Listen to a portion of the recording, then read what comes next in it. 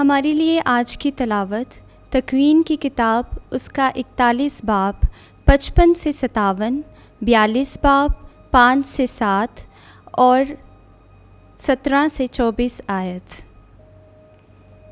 پر ہنوز مصر کے سارے ملک میں روٹی تھی۔ جب مصر ملک کے سارے لوگ بھوکے ہوئے تو وہ روٹی کے لیے فرعون کے آگے چلائے۔ فرعون نے سب مصریوں سے کہا کہ یوسف کے پاس جاؤ اور جو کچھ وہ تمہیں کہے کرو۔ اور کال نے تمام روئی زمین کو گھیر لیا۔ تب یوسف نے ذخیرہ کے کھتے کھول کر مصریوں کے ہاتھ بھیجے، اور مصر کے ملک میں کال کی شدت ہوئی، اور تمام زمین کے لوگ مصر میں یوسف کے پاس غلہ خریدنے آئے، کیونکہ ساری زمین میں سخت کال تھا۔ پس اسرائیل کے بیٹے دیگر خریداروں کے ساتھ آئے، اس لیے کہ کنعان کے ملک میں کال تھا، اور یوسف ملک کا حاکم تھا، اور وہ ملک کے سارے لوگوں کے ہاتھ غلہ بیچتا تھا۔ چنانچہ یوسف کے بھائی آئے اور زمین تک اس کے آگے سر جھکائے۔ جب یوسف نے اپنے بھائیوں کو دیکھا تو انہیں پہچان لیا، مگر اپنے آپ کو ناواقف بنایا اور ان سے سختی سے کلام کیا، اور ان سے کہا، تم کہاں سے آئے ہو؟ وہ بولے، کنعان کے ملک سے خوراک خریدنے۔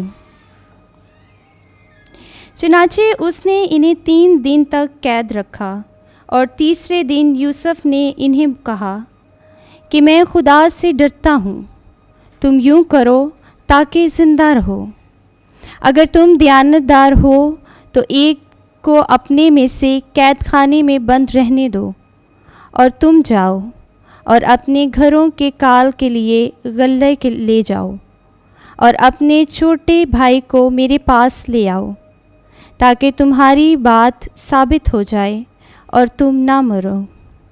تب انہوں نے یوں ہی کیا، اور انہوں نے ایک دوسرے سے کہا کہ سچ مچ ہم اپنے بھائی کی بابت مجرم ہیں، کہ جب اس نے ہماری منت کی، ہم نے اس کی جان کو تنگی میں دیکھا اور اس کی نہ سنی، اس لیے یہ مصیبت ہم پر آئی۔